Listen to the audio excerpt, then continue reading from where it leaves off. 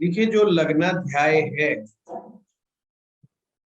वो क्यों जरूरी है, सबसे पहले हम उनकी बात करते हैं और आपके नमांशा की भी बात करेंगे। लग्नाध्याय इस कोर्स को करने के बाद बहुत सारे आपके ऐसे कंसेप्ट क्लियर होंगे जो हम रूटीन वर्क में या रूटीन एस्ट्रोलॉजी में कई बार चीजें छूट जाती। ये एक प्रकार से स्पेसिफिक कोर्स है कि कोई आपसे पूछे कि मैं सिंह लगन का व्यक्ति, और एकदम आपके माइंड में आ जाए सिर्फ लगन बोलते ही इसकी मैरिज लाइफ कैसी होगी, इसका चाल चरित्र कैसा होगा, इसके लकी जेमस्टोन कौन से है, कौन सा जेमस्टोन हमें रिकमेंड करना चाहिए। ये मतलब सिर्फ लगन बोलने से, मैं ये नहीं कह रहा कि कौन से ग्रह क्या इस जो कोर्स का आपको फायदा मिलेगा, इसको इस व्यक्ति की क्या प्रकृति है, इस व्यक्ति को कैसे टैकल किया जाना चाहिए, इस व्यक्ति का बाहरी व्यक्तित्व किस प्रकार का होना चाहिए, वो सब चीजें जो हम बिना ग्रहों की स्थिति के को जाने हुए हम समझ जाएं, वो एक प्रकार से लग्नाध्याय में हम कंप्लीट करेंगे। किसी ने बोला कर्क लग्न, आपके दिमाग में आ जाना चाहिए कि इस व्यक्ति की प्रकृति क्या है, कौन कौन सी बीमारियां इसको सबसे ज्यादा तंग कर सकती है। अब ये जो होगा ये मोटा मोटा है। अब जो मोटा मोटा जो शब्द है 70% हिंदुस्तान की जनता उसी से सेटिस्फाइड। अगर आप एक प्रोफेशनल एस्ट्रोलॉजी की प्रैक्टिस करना चाह रहे हैं तो ये कोर्स आपके लिए निहायत जरूरी है। आपको बहुत सारे लोग ऐसे मिलेंगे जो फोन पे कहेंगे कि साहब देखना जरा सा, तो आप क्या करेंगे? जरा सा, आपको तो मालूम है कि जरा सा तो ज्योतिष में देखा ही नहीं जाता, तो आप क्या करेंगे?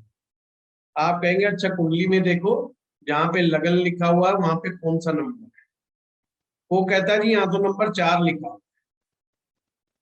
कहता है अच्छा ठीक है, देख ली तेरी कुंडली। और आपने बोलना शुरू कर दिया, आपको किस देवी देवता की पूजा करनी चाहिए, आपको कौन सी साधना करनी चाहिए, कौन सा उपाय करना चाहिए। तो आपके दिमाग में आ जाना चाहिए इसको कौन सा उपाय मुझे बताना चाहिए। वो कहता है कि मेरे नौकरी रोजगार में दिक्कत आ, आप तुरंत कहिए हनुमान जी की सेवा करना शुरू कर दीजिए। आप हनुमान जी आपकी रक्षा करेंगे, और वो सब आपने बताना शुरू। वो कहता है कि मुझे कमजोरी महसूस हो रही है, वो कहता है कि मेरी नौकरी में प्रमोशन नहीं मिल रही है। आपको तुरंत दिमाग में आ जाना चाहिए कि इसको बृहस्पति के उपाय। मतलब आपने ये भी नहीं देखा कि बृहस्पति कहाँ बैठा है, आपने ये भी नहीं देखा कि कौन उसकी क्या सिचुएशन। अब जैसा फ्री में उसने पूछा ऐसा ही फ्री में आपने बता दिया, और आप हंसेंगे ये बात जान के। आप 80 to 90% बिल्कुल सटीक निशाने पर। ऐसा नहीं है कि आपने कोई गलत दवा बता दी बंदे को, आपने ये भी नहीं है कि उसको मतलब गुमराह कर दिया। ऐसी बात एस्ट्रो पाठशाला में आपको कोई भी नहीं बताई है जो क्लाइंट को गुमराह करने वाली है। एस्ट्रोलॉजी का मतलब ही है लोगों को रिलीफ देना, लोगों की परेशानियों को दूर करना। पर वो वाली बात है, जब आप प्रोफेशनलिज्म में होते हैं, प्रोफेशनल होते हैं, तो आपके ऊपर अचानक से बहुत बड़ा प्रेशर बन जाता है, बहुत सारे लोगों को आपको ऑब्लाइज भी करना पड़ता है, बहुत सारे लोगों को आपको चाह करके भी आप उनसे पैसे की बात नहीं कर सकते। तो ऐसे में क्विक एस्ट्रोलॉजी आपके काम आती है, क्विक एंड फास्ट और परसाइज, ये एस्ट्रोलॉजी आपके बहुत काम। पर जो लोग फीस देंगे उसमें भी यही एस्ट्रोलॉजी काम आएगी। सबसे बड़ी बात, जैसे ही आप मान लीजिए आप पूरे दिन में 10 कुंडलियां देखेंगे, कैसे देखेंगे? आप अगर डिविजनल चार्ट्स में D9 को छोड़ के, क्योंकि मैं मानता हूं D9 D1 का ही हिस्सा है, D1 और D9 को अलग करके नहीं देखा जा सकता। पर आप जो हायर मेंटल प्लेन के जो डिविजनल चार्ट्स हैं उसमें बिना जाए आप सटीकता तक कैसे पहुंचे, तो इस कोर्स का यही तात्पर्य होगा, यही ऑब्जेक्टिव होगा। तो मेरा तो मानना ये है कि हर किसी को अटेंड करना चाहिए। अब आगे प्रभु इच्छा कि आपके गुरु महाराज आप पर कितनी कृपा करते हैं। मेरा तो ये मानना है जब परमात्मा आप पर कृपा करता है तो कोई सद्बुद्धि वाली ज्ञानवर्धक चीजें आपके जीवन में उतरती और नहीं उतरता तो गुमराह कर देती, वो आपकी ऊपर है। चलिए आज हम चलते हैं अपने ही, जो आज हमारा मेन उद्देश्य है, चैप्टर नमांशा के ऊपर। प्रताप जी ने आपको नमांशा के बारे में विशेष रूप से काफी दिनों से गाइड कर रहे हैं। 3 विशेष चीजें। अच्छा एक बात बताओ, आसान तरीके से सीखना है कि मुश्किल? मेरे को दोनों ही तरीके आते हैं। ये सारे अनम्यूट करो और बताओ, फिर मैं वही तरीका अपनाऊंगा। मेरे को मुश्किल तरीका भी ऐसा आता है कि आप गोल गोल घूम जाएंगे, मैं पूरे 2 घंटे लगाऊंगा और आप कंप्लेंट भी नहीं कर पाएंगे, पर आएगा कुछ नहीं। वो तरीका आई नो वेरी वेल। और एक तरीका है कि बिल्कुल गोल गोल नहीं घूमेंगे, बिल्कुल स्ट्रेट फॉरवर्ड चलेंगे और दिमाग में पिक्चर छप जाएगी, जो हमारी बुद्धि में घुस जाए उस तरीके से करवा दीजिए। बिल्कुल। इसका मतलब रेणु जी कह रही है ब्लूटूथ ओपन करना है और डाटा ट्रांसफर करना। तो आप सभी अपने दिमाग के ब्लूटूथ को ओपन कर लीजिए, मैं डाटा ट्रांसफर कर देता हूँ। बस आप खुश मुस्कुरा तो दीजिए, मुस्कुराइए कि आप एस्ट्रो पाठशाला में। चलिए 3 बातें हमेशा ध्यान रखना है, ये दिमाग में छपा लेना है ना? बस इससे ज्यादा कुछ है नहीं। जो मैं नहीं बताऊंगा वो है नहीं, जो बता रहा हूं वही है। बाकी जिसको घूमने फिरने की इच्छा हो वो घूमते फिरते रहे, उसकी छूट है। 3 चीजें नमांशा जब भी दिमाग में आए तो आपने समझना, ये 3 बातें पकड़ में आती। पहली बात, ग्रहों की स्ट्रेंथ को चेक करने का बहुत आसान और सटीक तरीका है। ज्योतिष में ग्रहों की स्ट्रेंथ को चेक करने के कई तरीके हैं, पर ये भी बहुत सटीक तरीका है और बहुत आसान तरीका। नंबर 2, धर्मांशा आपको आपके धर्म के बारे में बताता है। अब ज्योतिष में धर्म का मतलब क्या है? धर्म मीन्स योर ड्यूटी। धर्म 2 तरीके से दिखा है। अगर आप ज्योतिष को हिंदू एस्ट्रोलॉजी के तरीके से देखते हैं तो हमारे जिंदगी में उद्देश्य जो है, परमात्मा ने हिंदू एस्ट्रोलॉजी में 4 आयाम दिए, धर्म, अर्थ, काम और मोक्ष। जीवन से लेकर के मृत्यु तक हमने ये 4 चीजें पूरी करनी है, कंप्लीट। तो क्या कोई व्यक्ति अपने इस जीवन में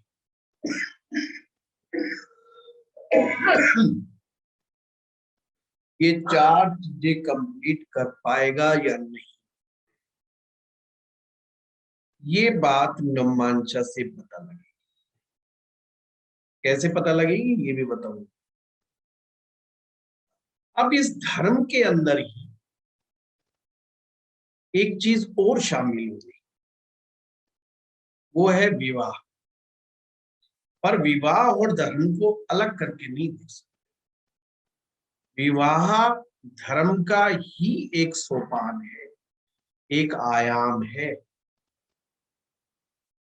एक व्यक्ति का ये भी धर्म है कि वो अपने विवाह को सही ढंग से निभाए, अपने गृहस्थ जीवन को सही ढंग से चलाए। शहद डाला है? शहद, अरे सॉरी, शहद नाम निकल गया, चाय की शहद की बात चल रही थी। तो अपने विवाह संबंधों को सटीक तरीके से चलाए। अब विवाह की जब बात आएगी तो विवाह भी दो तरीकों से देखा जाता है, बाहरी रूप से और आंतरिक रूप से। बाहरी रूप से आपको लोग देखते हैं, आपके रिलेटिव देखते हैं ये मैरिज कैसी है, और वो अपना अपना अंदाजा लगाते हैं कि मैरिज ठीक ठाक है, हाँ थोड़ी बनती कम है, बहू तेज है, नहीं ये आदमी बदमाश है, आदमी दबाता बहुत है, ये अपनी वाइफ की चलने नहीं देता, वो बेचारी कमजोर पड़ जाती है, ये तो खुराट टाइप का आदमी है। वो सब बाहरी लोग अपना अंदाजा, तो बाहरी मैरिज, बाहर से जो लोग देख रहे हैं। परंतु नवमांश उससे भी दो कदम आगे बढ़ जाता है। वो कहता है बाहर से जो दिख रही है वो तो मैं बताऊंगा ही बताऊंगा, मैं उससे ऊपर ये बताऊंगा कि एक व्यक्ति जिसकी खुद की मैरिज हुई है, उसके मन में बेचारे में वो क्या सोचता है इस मैरिज को लेकर, कि हंसे के फंसे, उसके दिमाग में क्या चल रहा है, उसके अंदर की फीलिंग क्या है। या ये दिखावे मात्र से लोगों को बता रहा है आई एम हैप्पी या आई एम सैड, दोनों ही चीज। क्योंकि कुछ लोग बड़े खुराफाती होते हैं, उल्टी सीधी घटनाएं भी बता बता के अपनी मैरिज लाइफ को कहते हैं कि हमारी मैरिज लाइफ अच्छी नहीं है, ताकि उनका आगे का रास्ता खुल जाए, क्योंकि वो सेकंड मैरिज की तरफ जाना चाहते हैं। तो एक व्यक्ति सच बोल रहा है या झूठ बोल रहा है, इस बात को आप नवमांशा से कर सकते हैं। अब धर्म का ही एक पार्ट है जिसे हम स्पिरिचुअलिटी कहते हैं, आत्मा और परमात्मा का आपसी कनेक्शन, आपसी संबंध, ये भी नवमांशा ही बता। अब संबंध भी इस जन्म का संबंध या पूर्व जन्म का संबंध, ये भी नवमांशा ही बताता है। और कमाल की बात है, आप नवमांशा से पकड़ सकते हो कि ये व्यक्ति जो रोज मंदिर जा रहा है, रोज घंटियां बजा रहा है, तिलक छापा लगा रहा है, ये ज्यादा स्पिरिचुअल है या वो आदमी जो कभी मंदिर नहीं जा रहा है पर मन से बिल्कुल साफ। Who is more spiritual? ये एक प्रकार से किसी व्यक्ति के आंतरिक घटनाओं को, उसके मन में चलने वाले, उसके मनो मस्तिष्क में चलने वाले स्पंदन को, विचारों को, उनकी लहरों को नवमांशा चार्ट कर, एक तरह से किसी व्यक्ति के, शुद्ध देसी भाषा में कहा जाए, पोल खोल, नेका काम नमांशा चाट कर। एक व्यक्ति कहता है मैं बहुत ही साधु प्रकृति का हूँ, बहुत ईमानदार हूँ, मैं सच बोलता हूँ। नमांशा पकड़िए, कुछ ईच एंड एवरीथिंग आपके सामने आ जाए। क्लियर? तो हमने क्या बात समझी? हमने समझा ग्रहों की स्ट्रेंथ को, अभी मैं समझाऊंगा, बस ये पता लगा है कि ग्रह की स्ट्रेंथ हमें पकड़ में आती है।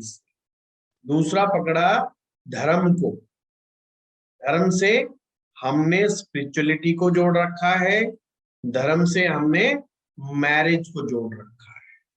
सबसे ऊपर की बात, अंदर की बात, चाहे वो धर्म से रिलेटेड हो, चाहे वो बात ग्रहों की स्ट्रेंथ से रिलेटेड हो, आपको पता लग जाए। क्लियर हो गया? अब इसमें कोई डाउट नहीं है। अब हम चलते हैं आसान तरीके पर कि how to check the strength of a planet. अब क्या होता है कि D1 जो चार्ट है ये इल्यूजनरी चार्ट है। भगवान ने कहा भाई ये इतनी बड़ी विद्या है कि इससे किसी भी व्यक्ति के जीवन के बारे में ही नहीं अपितु ब्रह्म ज्ञान के तरफ चलने वाले मार्ग का भी पता लगता है। एक व्यक्ति के जीवन में आसान रास्ते का पता लगता है, तो इससे फिर हम विधि विधान को कब पूरा करेंगे? तो पाप ग्रह कब काम करेंगे भाई? तो ऐसे तो हर कोई कुंडली में जाएगा, पता लगा लेगा कि मुझे क्या करना चाहिए क्या नहीं करना चाहिए। उन्होंने कहा जो मेन कुंडली है उसे इल्यूजनरी बना। इल्यूजनरी का मतलब है सही सही नहीं पता लगेगा। फर्स्ट D1 चार्ट संभावनाओं का चार्ट है। जैसे किसी ने देखा छठा भाव, आपने कहा छठे भाव की दशा चल रही, तो आप क्या कहोगे? एक्सीडेंट भी हो सकता है, सेपरेशन भी हो सकता है, कर्जा भी हो सकता है, पर नई नौकरी भी लग सकती है। बंदा हो गया कंफ्यूज, कि नई नौकरी लगेगी कि एक्सीडेंट होगा, या मेरा सेपरेशन होगा, या मैं कर्जे में दबूंगा, या मेरा विवाद होगा, लड़ाई झगड़ा होगा, या मुकदमेबाजी होगी। अब ज्योतिषी ने सारी चीज बोल दी। बंदा कहेगा ज्योतिषी के पास जाके फंस गया। पहले तो दिमाग में एक ही चीज थी, पता करने कुछ और गया था, पट्टे ने 5-7 चीज ऐसी बता दी जो है मामला गड़बड़ हो गया। तो वो ज्योतिषी बेचारे को एक ही चीज नहीं पता कि नवमांशा को कैसे देखते हैं। अगर वो नवमांशा को देख पाता तो एग्जैक्टली बता पाता कि ये छठे भाव की जो दशा है ये क्या करने वाली है, अच्छा या बुरा। छठे भाव से नौकरियां भी तो देखी जाती, छठे ही भाव से आप शत्रुओं को परास्त करते हैं, छठे भाव से ही आप लोन चुकता करते। जो चीज वो दे रहा है उसी चीज में पॉजिटिविटी भी छिपी हुई है। बीमारी से लड़ने की क्षमता भी छठाई दे रहा है, फाइट करने की कैपेसिटी। अब वो लड़ाई लड़ने की कैपेसिटी दे रहा है या हार जाने की कैपेसिटी दे रहा है, इस मामले में वो डाउटफुल है। इस डाउट को, इस इल्यूजन को खत्म करने के लिए नमांशा बहुत बहुत जरूरी है। ये तो मैंने एक एग्जाम्पल से समझाया। तो ऐसे ऐसे डाउट्स हमारे दिमाग में आ जाते हैं कि जैसे दसम भाव का स्वामी अष्टम में चला गया, D1 चार्ट में समझना, दसम भाव का स्वामी अष्टम भाव में चला गया। अब इसे क्या माने हम? आप में से कोई बताइए, ये क्लास बोलती कब है? कर्म भाव का स्वामी अष्टम में गया, प्रोफेशन अष्टम में गया। हाँ, तो इसका क्या मतलब निकलता है? अच्छा हुआ या बुरा हुआ? बस अच्छा या बुरा? सर अच्छा भी हुआ क्योंकि वो अपने से 11वें चला गया, और अष्टम में गया तो वो छुपी हुई चीजों का काम कर सकता नहीं, है। अच्छा हुआ बुरा हुआ अष्टम में जाने से? सर दोनों ही चीजें हुई, अष्टम के यस, फल भी देगा। यस। अब आप कंफ्यूज हुए या बिल्कुल सटीक हुए? सटीक हुए सर। हैं? कंफ्यूज हुए? आप बताएंगे क्या अगले को? कोई व्यक्ति आ गया कुंडली लेके, उसका 10वें अष्टम में है, अब उसको वही वाली बात कहें तो कहें क्या? ये समझाएं कि तुझे अपने रोजगार में बहुत सक्सेस मिलेगी, तुझे लाभ में बैठा है, या D1 में देखें उस सूत्र को माने कि जो अष्टम भाव में चला जाता है शनि ग्रह को छोड़ करके, वो अपनी स्ट्रेंथ खो बैठता है। इस सूत्र को माने। किस सूत्र को माने? क्योंकि वो सूत्र भी इंपॉर्टेंट है, आप उसको भी इग्नोर नहीं कर सकते। तो इस कंफ्यूजन को दूर करने के लिए आपको सीधा नवमांश कुंडली में आना चाहिए। आपको भी अगर अपनी कुंडली में कहीं भी डाउट है तो उसको देखिए कि उसका दसम भाव का स्वामी नवमांश में कहां बैठा है। So simple. अब इसका भी एक आसान तरीका बता देता हूं, बिल्कुल ब्लूटूथ की तरह और आसान, बिल्कुल सो इजी। आपने केवल ये देखना है कि नवमांश के केंद्र में गया क्या। नंबर एक बात, क्या वो नवमांश के केंद्र में गया? केंद्र में गया तो ताकतवर हो गया। क्या हो गया? पीछे बोलिए, क्या हो गया? अरे खोल लो भाई।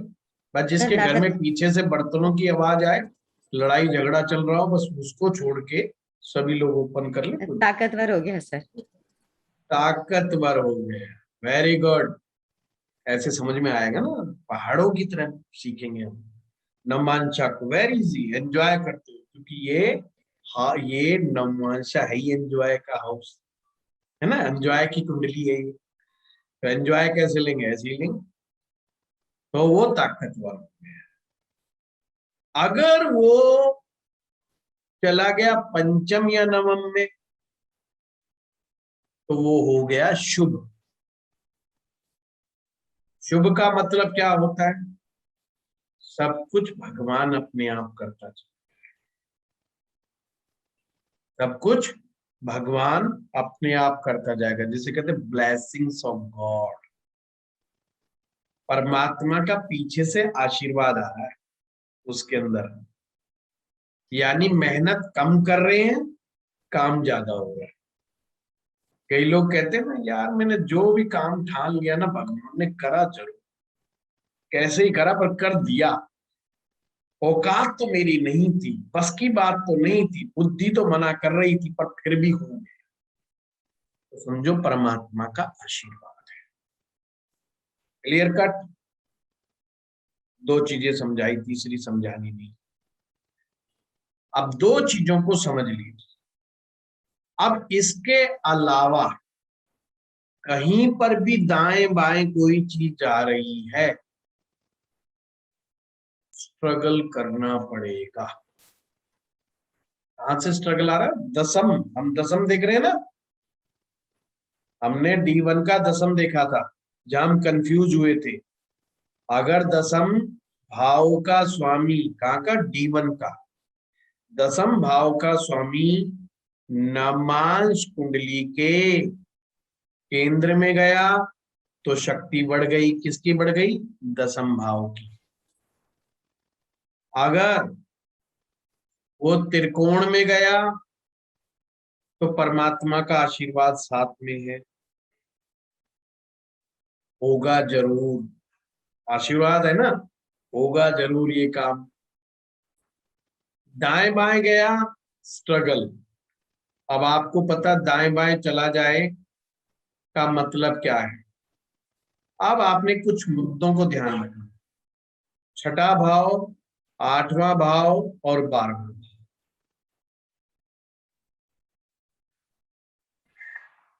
यहां जाने से चीजें और बिगड़ेंगी। एक तो स्ट्रगल होता है, और स्ट्रगल से भी ज्यादा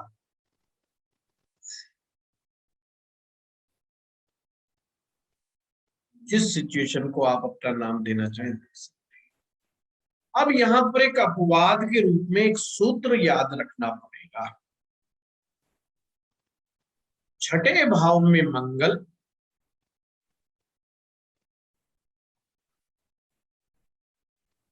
अष्टम भाव में शनि और 12वें में शुक्र।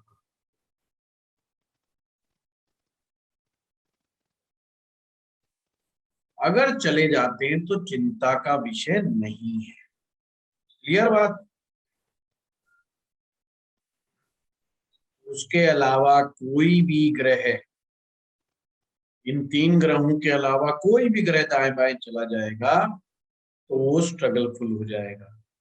अब यहां पर 12वें भाव को हमेशा याद रखें। शुक्र ग्रह के अलावा कोई भी ग्रह अगर 12वें भाव में जाएगा ज्यादा समस्या पैदा, सबसे ज्यादा। चाहे वो D1 कुंडली में कितना भी योगाकारी क्यों ना, कितना भी शुभ क्यों ना हो। समझे बात को? D1 में आपने अंदाजा लगाया भाई ये प्लेनेट मेरा ग्रेट है, ये तो उच्च का हो गया, ये तो त्रिकोण में भी बैठ गया, ये तो केंद्र में भी बैठ गया, पर पता चला नवमांश कुंडली के 12वें में चला गया। जैसे मेष लगन, मेष लगन में मंगल लगन में ही बैठा दिया आपने। आपने कहा वाह लग्नाधिपति योग बन गया, लग्नेश लगन में बैठ गया, ऋषियों के सारे सूत्र उस पर अप्लाई हो रहे हैं, इसका मतलब से ग्रेट। पर नवमांशा में वही मंगल अगर 12वें चला गया तो अंदर की बात पता चल गई आपको। अंदर की बात ये मामला ठन गोपाल है, कद्दू नहीं रखा इसके पास। और बंदा लग्नेश लगन में लिए घूम रहा है ना। कई लोग आपके पास बहस करने आएंगे, देखो मेरा ये ग्रह उच्च का है, ये मेरा स्वग्रही बैठा, ये त्रिकोण में बैठा, ये मेरा फलानी जगह बैठा। तो कंफ्यूज मत हो ना। नवमांशा में आधी आंख से देख लेना, साइड में, अच्छा हाँ ये हो गया, अच्छा 12वें में चला गया, उसको समझा देना बेटा ये चीज फेल हो गई। कोई भी ग्रह जो राजयोग बना रहा हो D1 चार्ट, वो अगर 12वें में चला गया तो राजयोग ही फेल हो जाएगा, मतलब राजयोग को फेल कर देगा ये। अब क्लैरिटी समझे तो कितनी इंपॉर्टेंस है। ये शुभ को अशुभ बना दे, अशुभ को शुभ बना दे। तो इसका मतलब ये है D1 चार्ट आम का पेड़ है और D9 चार्ट आम की क्वालिटी है। अब आम के पेड़ होने से थोड़ी कोई बात बनेगी। अब आपने देखा होगा कई आम बड़े अच्छी क्वालिटी के होते हैं, बड़े मीठे होते हैं। अब कई आम ऐसे भी आते हैं जो बेचारे क्वालिटी से ही पता चल जाता है, उसका नाम लो फला फला नाम, तो मैं नाम नहीं लूंगा, बेचारा कोई बेच रहा होगा तो उसको दिक्कत होगी। पर कुछ आम ऐसे हैं जो वास्तव में बहुत मीठे और उम्दा किस्म के माने जाते हैं। पर कमाल की बात ये सबके पत्ते एक जैसे, जो पेड़ मीठे से मीठा आम दे रहा है और जो पेड़ खट्टे से खट्टा आम दे, सबके पत्ते एक है। जिनके यहाँ पे आम उगता है वो इस चीज को अच्छी तरह जानते हैं। यूपी से, बिहार से और जगहों से जहाँ आम अच्छे तादाद में होता है वो इस चीज को अच्छी तरीके से समझते हैं। तो इसका मतलब देखने में आम के पत्ते सेम और आम का पेड़ सेम, परंतु हर पेड़ अलग अलग क्वालिटी का आम। बस यही नममांशा है। नममांशा से उसके D1 चार्ट का वास्तविक रिजल्ट पता चलता है, सही एग्जैक्ट सिचुएशन पता चलती है। ये जो पेड़ दिखाई दे रहा है इसका फल कैसा है। समझ गए बात को? कोई भी चीज कहीं भी कंफ्यूजन D1 में D9 देख लो, आपको कंफ्यूजन खत्म। ये तरीका है किसी भी ग्रह की स्ट्रेंथ को नापने का, सिंपल एंड शॉर्ट। बस बाकियों में थोड़ा थोड़ा अंतर है। 11वें में गए थोड़ा सा बच गए, छठे में चले गए कुछ फंस गए, 8वें में गए कुछ ज्यादा फंस गए, 12वें में गए बोला गए गत्ते से। बोलते ना हरियाणा में, बोला गए गत्ते से, मतलब गए बिल्कुल खत्म। तो बस इतना इतना अंतर है, पर स्ट्रगल समझे। अब आप में से कोई कहेगा जी अगर सेकंड में चला गया तो क्या होगा? भाई बिल्कुल भी अच्छा नहीं है। कोई बढ़िया बैंड बाजा बजाने वाली बात नहीं। सेकंड हाउस तो वैसे ही हमारा हाउस, कोई वो उसने स्ट्रेंथ तो दी नहीं, कोई शुभता भी नहीं दी। फिर कोई कहेगा जी तीसरे में चला गया तो क्या हो गया? भाई वो भी संघर्ष का ही है। वहां कौन सा बढ़िया बढ़िया पकवान बन रहे हैं, वहां पर भी ऐसे ही हालात है। तो आपने ये देखना है आपके D1 चार्ट क्या कोई भी ग्रह नवमांशा कुंडली में किस हालात में बैठा है। क्लियर बात? बाकी प्रताप जी ने आपको ऑलरेडी बता दिया है किस भाव से क्या देखना। उस बात सर विषय पे मैं नहीं जाऊंगा। सर सर बोलिए बोलिए। राहु केतु का नवमांश में कैसा देखना? सेम, बिल्कुल जैसे औरों को देखते वैसे उसको देखो। जैसे आपने बताया अभी 6 में बोलते हैं राहु अच्छा होता है, 12th में केतु अच्छा नहीं होता नहीं, है। जो सिर्फ नियम बताया, मंगल को हाँ छठे, हाँ राहु गया छठे में तो गया हाँ छठे में, वो हाँ। आपके लिए छठे भाव के रिजल्ट लेके आएगा। ओके। अर्थात वो बढ़ा देगा आपके जीवन में छठे। हम्म अब वो बात अच्छी है क्या?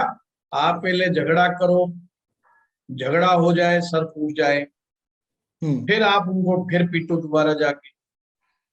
बोला हमने इसलिए पीटा क्योंकि उन्होंने हमारा पहले बार सर फोड़ा था, अब की हम्म बार हम 2 सर फोड़ के आए। हम्म तो किसी ने कहा वाह वाह बहुत बढ़िया, राहु छठे में है ना। अरे भाई काय का छठे में सर तो फूटा, झगड़ा तो हुआ, टेंशन तो हुई। हमेशा याद रखो कि आप लाइफ में किसे अच्छा मानते हो और किसे बुरा मानते हो। आप अहिंसा परमो धर्म मानते हो, जीवन में शांति चाहते हो, प्रेम चाहते हो, या लोगों को पीटना चाहते हो, लोगों को हराना चाहते हो। हाँ, लोगों को पीटना चाहते हो, हराना चाहते हो, षड्यंत्र में फंसाना चाहते हो, तो ऐसे मौके राहु छठे में बैठ के बहुत देगा नवमांश में। ऐसी ऐसी चीजें बार बार आती ही रहेंगी उसके जीवन में। उसको किसी ना किसी अपने आप को युद्ध क्षेत्र में ही पाएगा कि पट्टा कभी कोई पीछे लग गया, कभी कोई पीछे लग गया, कोई ना कोई उसके सामने खड़ा ही मिलेगा जिससे उसको जूझना पड़ेगा। अब वो उसको अच्छा मानता है तो ये बहुत अच्छा है, अब नहीं अच्छा मानता, अब मेरे जैसा आदमी नहीं अच्छा मानता तो मैं कहूँगा यार बड़ा बकवास है। हर साल एक नया सिकंदर आ ही जाता है लड़ने के लिए तलवार लेके, ये क्या मतलब? समझिए सर, सिंपल है, सिंपल एंड सॉफ्ट। मंगल को याद रखो कि मंगल अगर छठी में बैठेगा तो आपको शक्ति दे, छठे से जूझने की क्षमता देगा कि सामने वाला ही डरेगा, मतलब लड़ने से पहले 10 बार सोचेगा कि लड़ूं कि ना लड़ूं, तो ये चीज ज्यादा अच्छा है। कोई बेशक हमारे डर से लड़ने तो नहीं आ रहा, मान लीजिए आपको जज बना दिया भगवान ने, अब किस पड़ोसी की हिम्मत होगी जो आपसे लड़ने आ जाएगा, दरवाजे पे लट लेगा। आपको डीसी बना दिया, आईएएस ऑफिसर बना दिया, आईजी बना दिया, डीजीपी बना दिया स्टेट का, तो किसकी हिम्मत है जो घर पे आ जाएगा लट लेके? उसे पता है ना कितने सोटे बाद में पड़ेंगे, घर के बाहर तो वो गाली भी नहीं दे सकता, एक पत्थर की कंकर भी नहीं मार सकता। तो आपको किसी को पीटने की भी जरूरत नहीं, और सामने वाला पहले ही डरा बैठा है नाम से ही। समझ रहे बात को? जैसे आप देखते हैं ना, कोई भी बड़ा नेता बनता है तो एक फियर आम जनता के उन लोगों में भी होता है जो बैड एलिमेंट्स होते हैं, यार उससे पंगा लेंगे तो मारे जाएंगे भाई, ये तो ठीक बात नहीं है।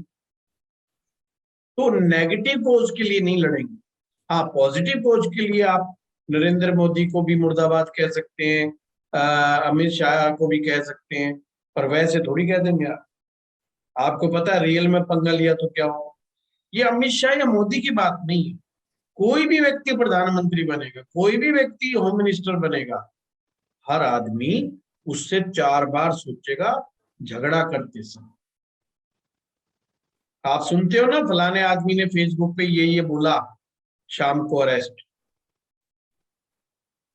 अगर कोई आपके और मेरे बारे में बोलेगा तो अपन क्या कर ले? अपन थाने में जाएंगे कि साहब वो गाली दे रहा है, थानेदार कहेंगे अरे यार तुम गाली लो ही मत, वो दे रहा है तो क्या तुम लो ही मत, पट्टेगी देने तो दूसरे को, यही तो बोलेगा वो कौन सा एफआईआर दर्ज कर ले? बाकी तो सोता ही कि संज्ञान ले लेते हैं, आपको पता है, फिर तो वहां का एसएचओ होता है संज्ञान ले लेता बिना ऑर्डर आए। तो ये चीज आपको पता होना चाहिए कि मंगल छठे में जाएगा तो हमें फाइट भी नहीं करनी पड़ेगी, तो भी लोग ही डरेंगे, तो ये सिचुएशन अच्छी है। सिर्फ हमें ये ज्योतिष में अच्छा और बुरा, इसके बीच में एक बारीक लकीर है, उसको खींचना है बस, वो समझ में आ गई ज्योतिष आ गई। और कोई आप में से क्वेश्चन? सर ऐसे तो D1 की वैल्यू बहुत ही कम हो गई ना, अगर है? हम D1 की वैल्यू सर बहुत कम हो गई एक्चुअली। ग्रह तो D9 में हम जैसे आप 3 चीजें बताई, वो तो एक्चुअल तो D9 ही बता रहा है, जैसे मैरिज के बारे में आप या प्रियंका जी का मैं जवाब दूं, आप कह रहे हो आम की वैल्यू हो गई, पर आम के पेड़ की वैल्यू नहीं। बिना आम के पेड़ के आम कहां से आए? ऑलवेज रिमेम्बर, आप आम का पेड़ लगाओ ही नहीं तो आम कहां से आए? खट्टा या मीठा वो तो चेक करने के बाद पता लगेगा। समझे कि नहीं समझे बात? तो सर एक बात, आप आम के पेड़ की वैल्यू नहीं खत्म कर सकते, क्योंकि वो ओरिजिन है, ओरिजिन को आप कभी इग्नोर नहीं कर सकते। ये फिर उपाय सर, उपाय जैसे अब खाद की बात करेंगे, जैसे पेड़ की बात करते हैं, तो वो तो पेड़ का हो गया ना, उपाय भी उपाय हम। हमेशा ओरिजिन से ही चलेंगे, ठीक है, D1 से ही चलेंगे उपाय। ठीक है सर। भाई जब भी आम में कीड़ा लगता है तो एक एक फल के ऊपर, आम के एक एक फल के ऊपर स्प्रे किया जाता है क्या? पूरे आम के पेड़ पर स्प्रे किया जाता है? मैं एक एग्जांपल दे रहा हूँ, मुझे, मैं किसानी से जुड़ा हुआ नहीं हूँ, मैं छोटा, आपने एक मिर्च, आपने एक पौधा बोया अपने गमले में, उसमें कीड़ा लग गया तो आप पूरे पेड़ पर स्प्रे मारते हो, और ये सोचते हो कि अब आने वाला फल भी कीड़ा नहीं लगेगा। आने वाला फल किसान इसलिए स्प्रे करता है कि जो आम आएंगे, जो अभी तक नहीं आए हैं, वो भी अच्छे आएंगे। तो हमेशा जब भी रेमेडी की जाती है वो D1 से ही की जाएगी, वो D9 से नहीं की जाएगी। D9 तो मैंने कहा ना पोल खोल है। पोल खोल का मतलब है एग्जैक्ट एग्जैक्ट बता रहा है, सही सही बता रहा है, जिससे आपको निर्णय लेने में आसानी हो कि ये दशा क्या करेगी। समझ गए बात को? हमने कहा कि चंद्रमा उच्च का अच्छा नहीं, सूत्र कह दिया। चंद्रमा नीच का भी अच्छा नहीं, भूल भुलैया में नहीं पढ़ना। पर वही कर्क लगन का आ गया चंद्रमा उच्च का। सूत्र कहता है लग्नेश अगर उच्च का होगा तो बंदा हाइट मतलब जीवन में बड़ी प्रोग्रेस करेगा। अब क्या करोगे? अब क्या करोगे बताओ?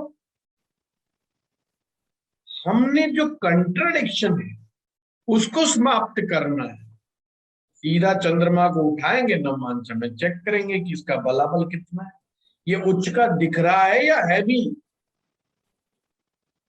सिर्फ हमने इतना काम। अगर वहां चंद्रमा पिट गया तो समझो कुछ नहीं है, ज्यादा टेंशन मत पाओ।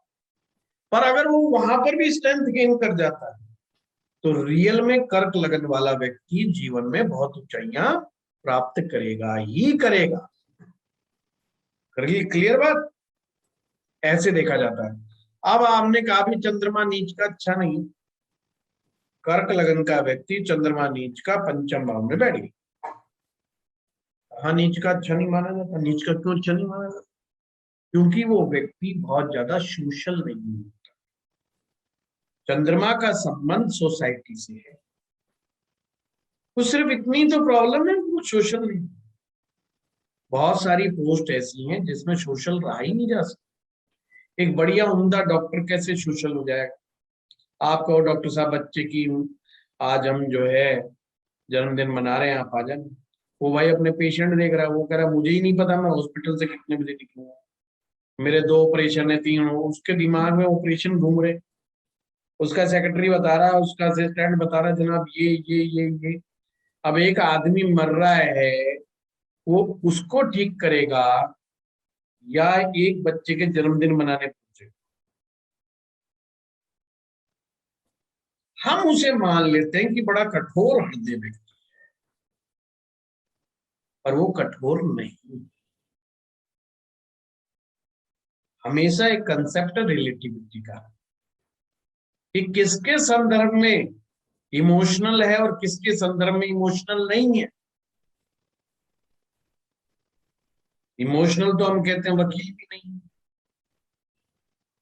पर अगर उसका बच्चा फंस जाए फिर तो भागा फिरेगा ना। अभी शाहरुख खान का केस देखा होगा आप, ढोल नगाड़े बजाए गए।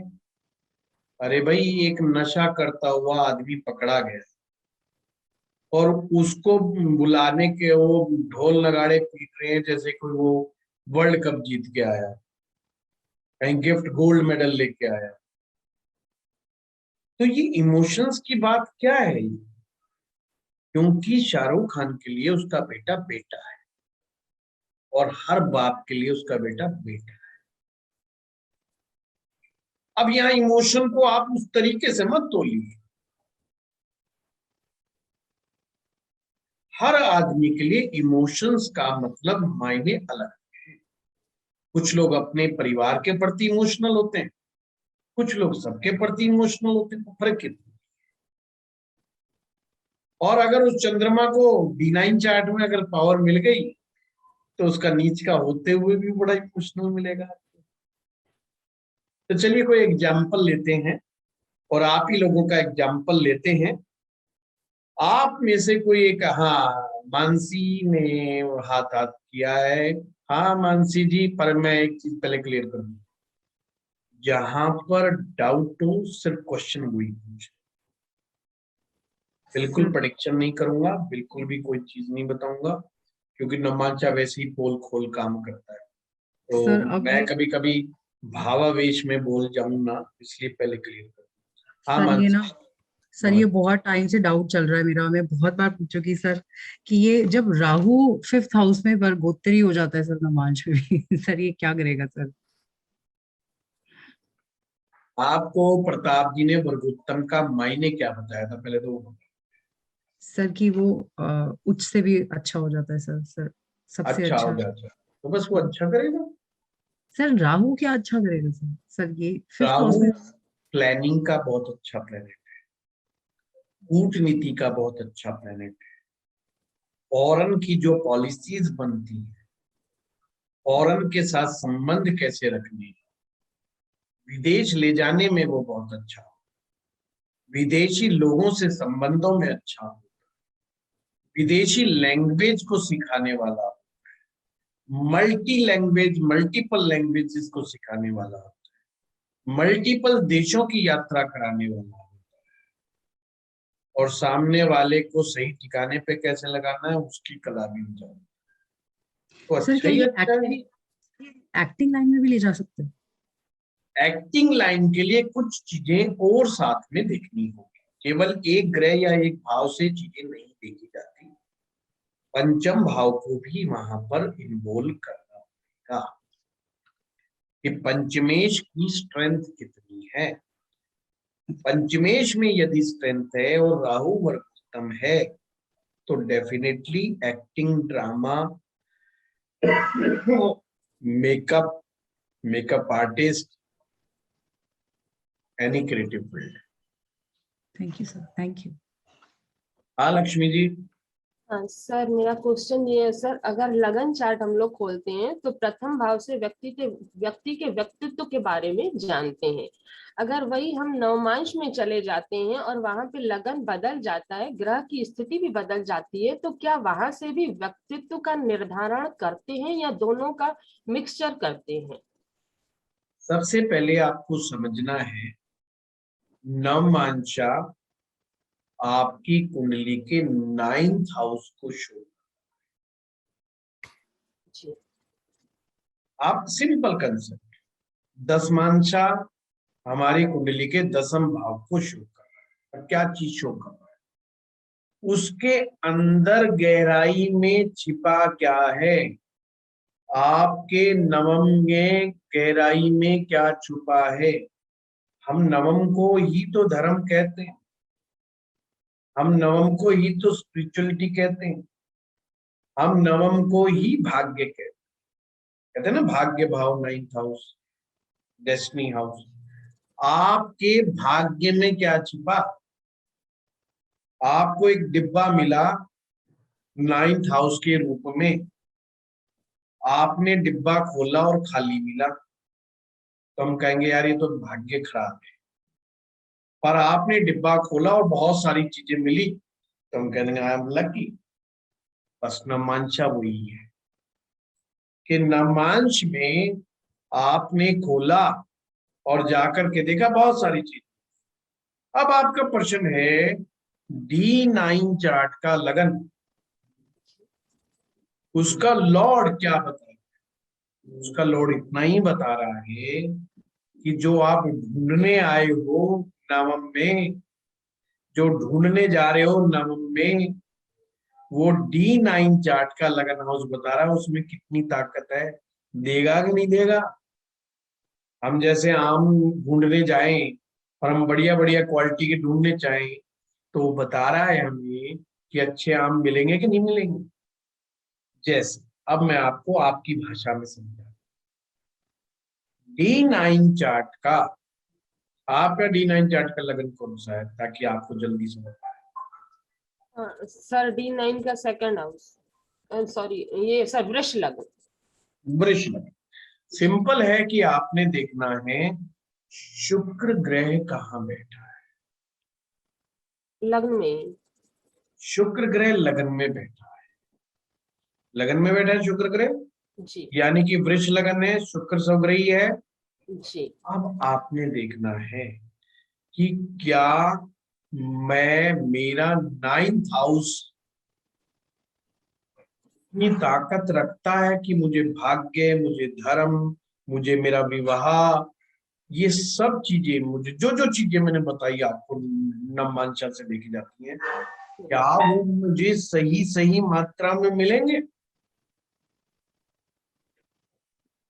अब यहाँ पर देखना है, आप कहेंगे जी मुझे इतना तो कुछ मिला नहीं जितना हम सोचे बैठे, तो क्या मिला? तो देखिए, ये शुक्र किसी अन्य ग्रह के साथ तो नहीं बैठा, ये कोई अन्य ग्रह इसको पीड़ा तो नहीं पहुंचा रहा, सेकंड हाउस में और 12वें भाव में बैठ के कहीं ये पाप कर्त्री में तो नहीं बैठा।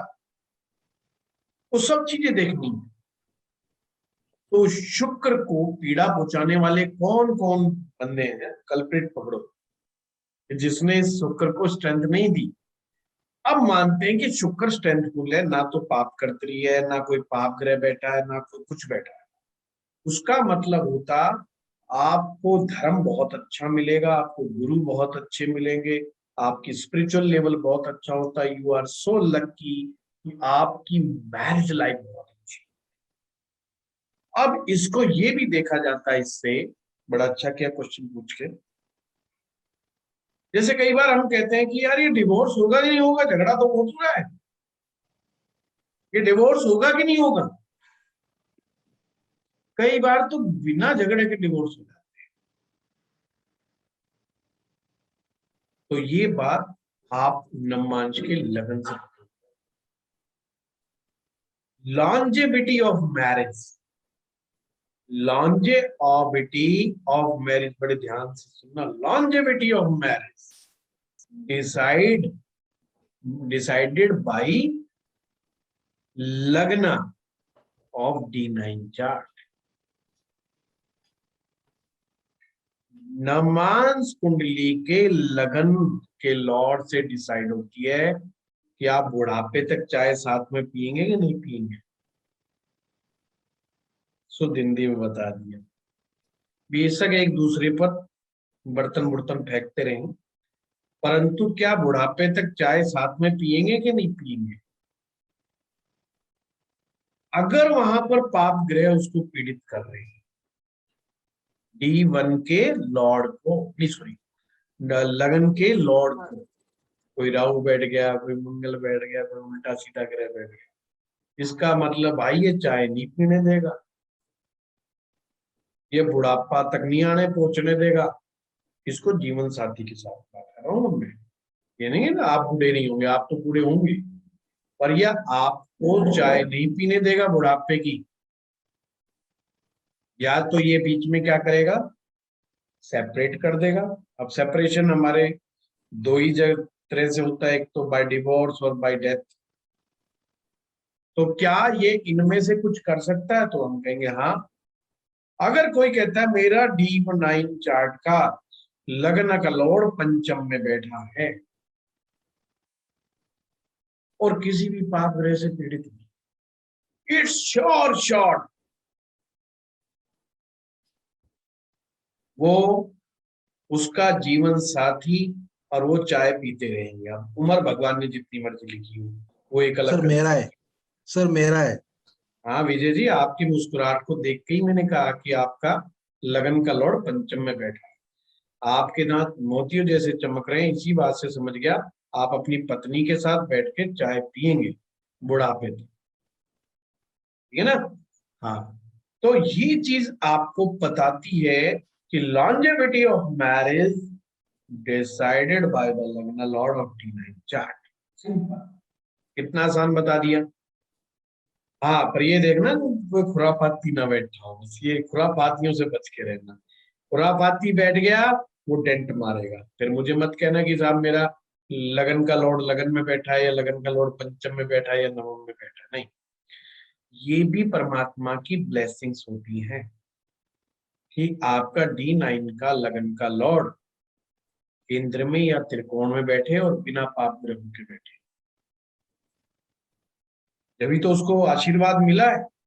अब भाई पति पत्नी बुढ़ापे तक जाएंगे, बुढ़ापे तक जाएंगे तो बच्चे बड़े हो जाएंगे, बच्चे हैं तो उनके भी पोते पोती होंगे, भरा पूरा परिवार दिखाता है। तो ये एक आशीर्वाद है, हमारे हिंदुस्तान में इसे आशीर्वाद माना जाता है।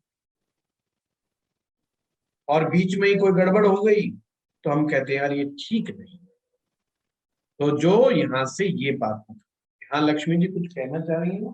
नहीं सर, सारी बातें अच्छे से छप गई सर दिमाग में, लेकिन एक रिक्वेस्ट रहेगी कि एक कोई भी अदर चाहे जैसे भी एग्जाम्पल के थ्रू सर क्लियर करिए, अगर हो एग्जाम्पल सके लक्ष्मी जी आप ही का तो लिया मैंने। सर हमारा तो लिया सर, लेकिन प्रैक्टिकली सर स्क्रीन पे किसी का भी लीजिए, ये ना ना यहाँ ना गया ना, या ना लक्ष्मी जी मैं बिल्कुल नहीं मानूंगा। अच्छा सॉरी नमांशा चार्ट मैंने क्या बताया? नहीं, क्लियर नॉट कर सॉरी, देता है। नॉट सॉरी, ये इंसान के अंदर की पोल खोल देता है। मैं भी तो सर तो इंसान हूं ना। सभी तो सर नहीं सभी नहीं तो वैसे नहीं ही हैं। लक्ष्मी अच्छा जी सॉरी, बहुत सारी चीजें अच्छा ठीक है इसमें, before marriage relationship, after sir. Marriage relationship, नहीं सर बहुत समझ सारी गए। चीजें पता लगती। और किसी को पता लगे ना लगे, मुझे तो पता लगी जाएंगी भाई। तो मैं कोई मेरे से जब दोबारा बात करेगा और मैं सोचूंगा अरे ये फराडी आदमी है यार, तो अच्छी बात नहीं है ना। तो मैं भी कोई पूर्वाग्रह से ग्रसित नहीं होना चाहता किसी भी मामले पर, ठीक है ना। हाँ, जी जब आप मुझसे पर्सनल कुंडली दिखाते हैं तो मैं ये मानता हूं अब आप बिल्कुल मेरे प्रति समर्पित हो गए हैं, इट्स माय ड्यूटी। तो मैं पूर्वाग्रह से ग्रसित नहीं होऊंगा, ठीक है। वहां मेरी ड्यूटी बनती है, इट्स माय धर्म, वो मेरा धर्म है कि मैं आपकी सिक्रेसी को भी मेंटेन करूं और आपकी चीजों को भी आपको ढंग से समझाऊं। कोई भी कौतूहल का विषय तो मैं यहाँ उस चीज को नहीं दूंगा। हाँ, नहीं अनजान नहीं सर, आदमी को मैं, अनजान आदमी की कुंडली से जरूर मैं बताना नहीं चाहूंगा, तो सर वो ज्यादा बेहतर रहेगी।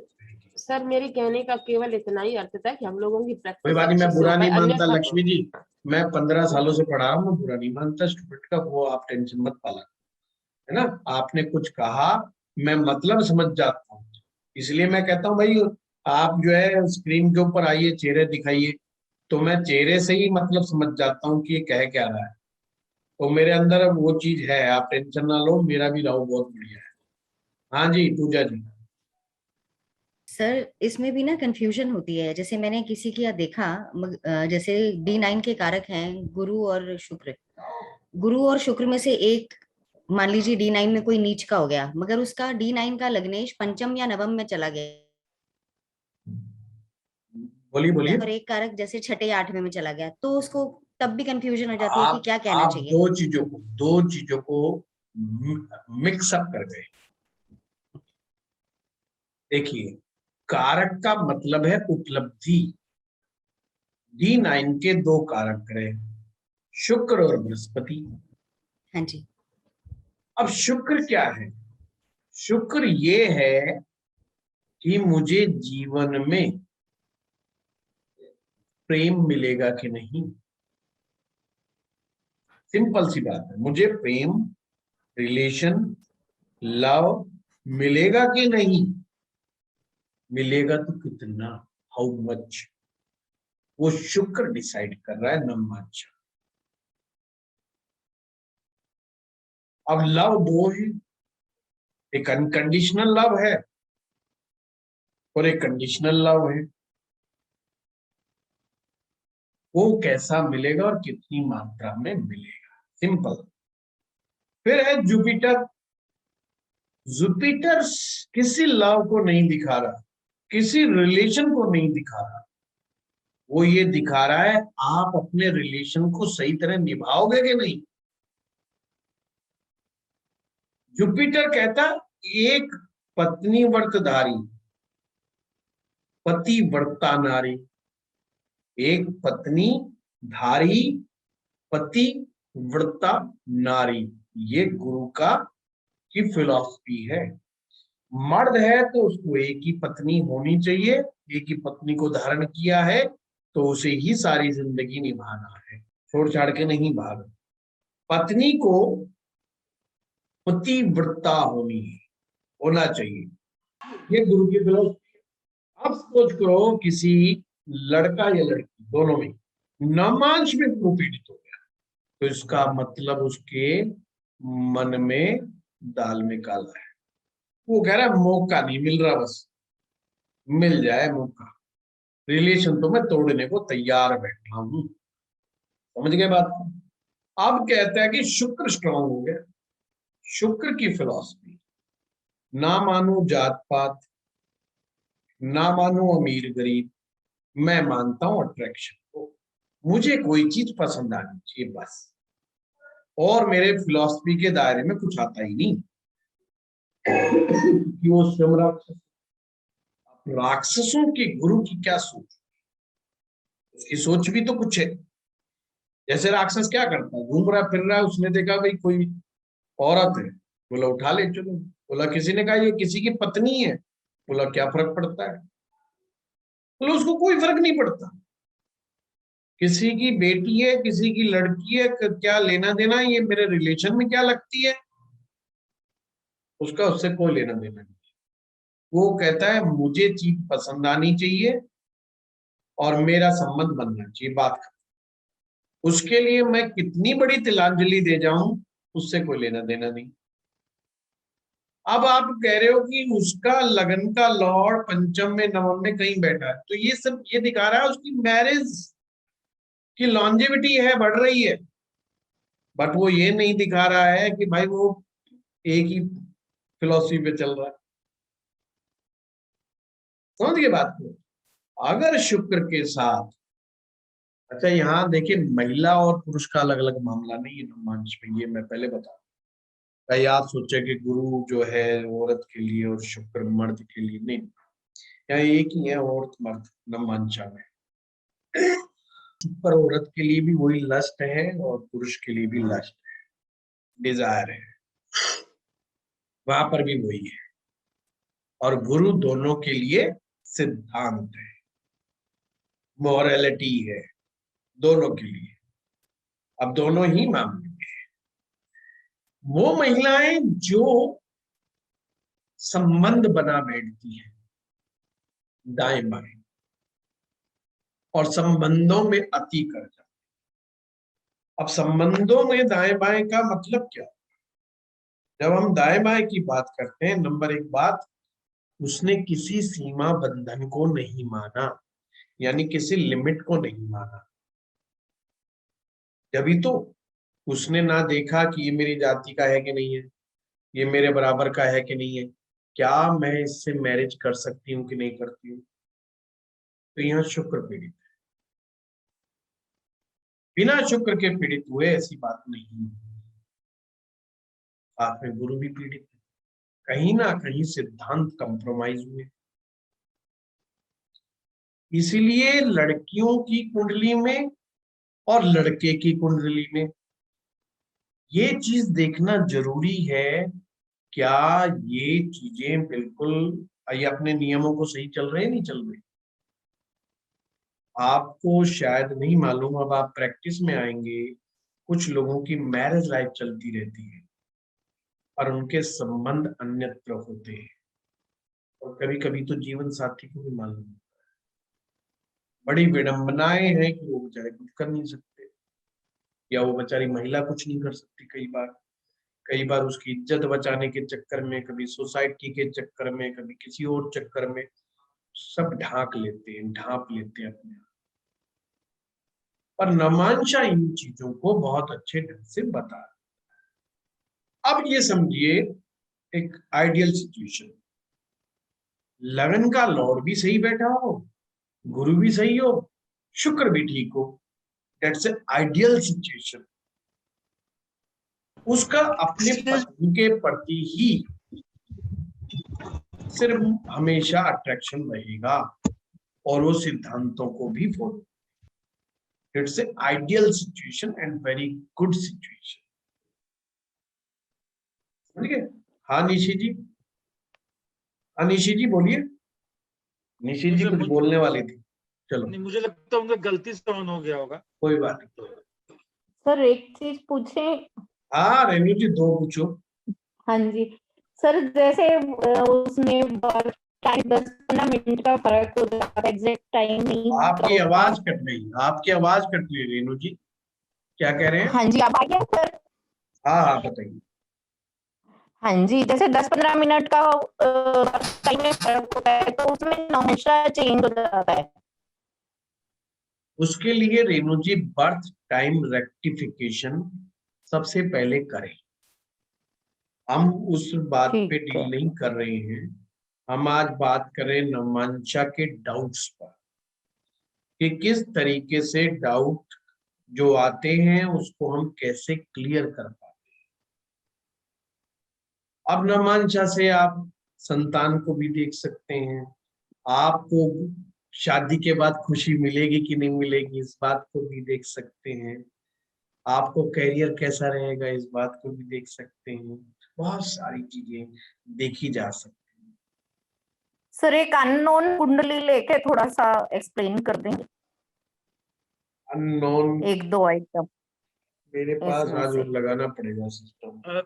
सर उसके पहले जैसे हम लोगों ने आपने शुरू में 3 चीजें बताई थी कि एक तो ग्रह के बल को देखेंगे, हाँ जी, हाँ जी। दूसरा धर्म अर्थ काम मोक्ष क्या पुरुषार्थ ये पूरे हो पाएंगे, और तीसरा व्यक्ति के आंतरिक गुण या चरित्र या जो भी कह लें। ऐसा है प्रताप जी, कोई अपने गुण तो पता करना नहीं चाहता, हाँ, वो अपने जीवन साथी का पता करना चाहता है।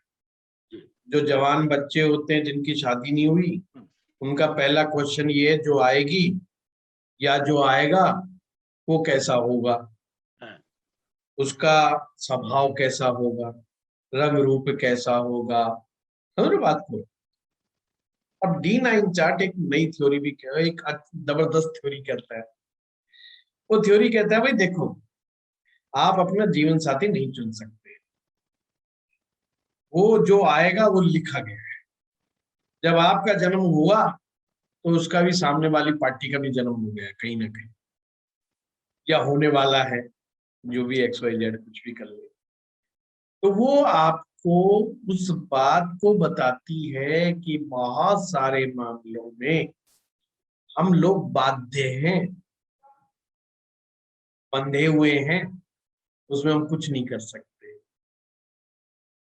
तो हम जानना चाहते हैं जीवन साथी के नेचर को, कभी कभी आफ्टर मैरिज भी जानना चाहते हैं, कई बार करेक्टर के ऊपर भी बात समझना चाहते हैं, या कई बार 1 साल 2 साल हो जाता है, बंदा कहता है यार मैं इसको समझ में नहीं आया।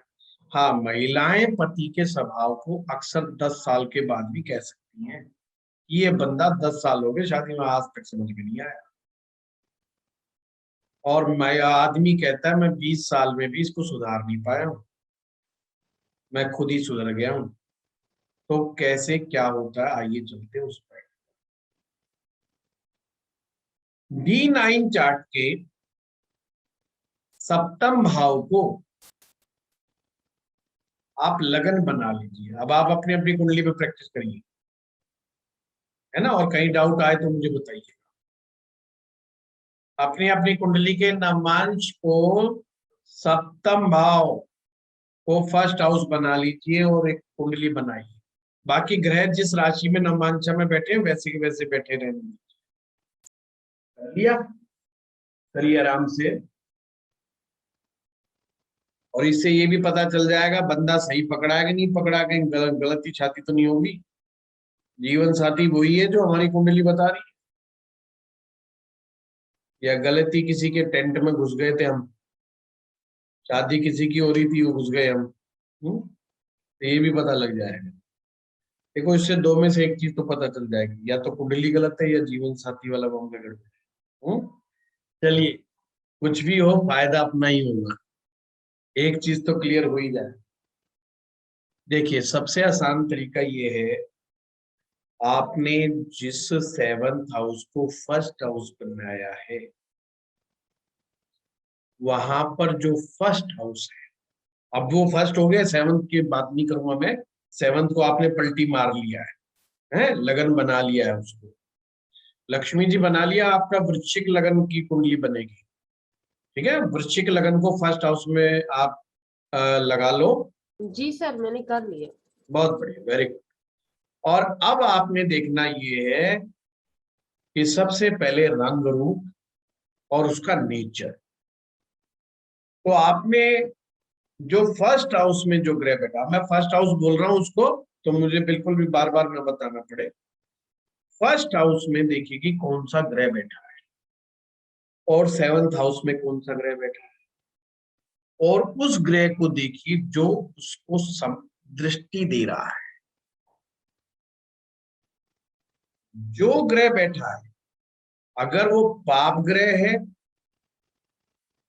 या शुभ ग्रह है, शुभ ग्रह है रंग को भी साफ सुथरा करेंगे और स्वभाव को भी अच्छा करेंगे।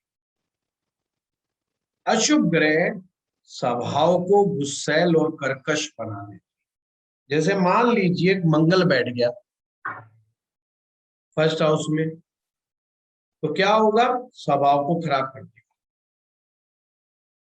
वो सामने वाला जीवन साथी कैसा होगा, गुस्से वाला होगा, डोमिनेटिंग होगा, मार पिटाई वाला होगा, समझ गया।